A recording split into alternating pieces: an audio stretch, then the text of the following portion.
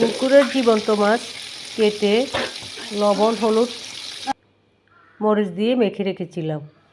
মাছগুলি ফ্রাই করে নিব। পুকুরের মাছ খেতে অনেক ভালো লাগে। চুলাতে একটি কড়াই বসিয়ে পরিমাণ মতো তেল দিব। তেল গরম হলে মাছগুলি ফ্রাই করে নিব।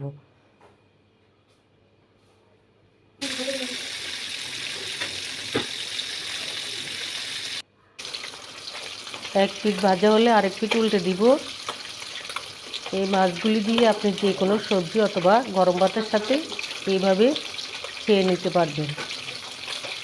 একেবারে লাল লাল করে ভেজে নিব। তৈরি আমাদের পুকুরের জীবন্ত কাতলা মাছ ভাজি। যদি ভালো লেগে থাকে আশা করি সবাই লাইক, কমেন্ট এবং সাবস্ক্রাইব করে পাশে থাকবেন। সবাই ভালো থাকবেন, সুস্থ থাকবেন। আল্লাহ হাফেজ।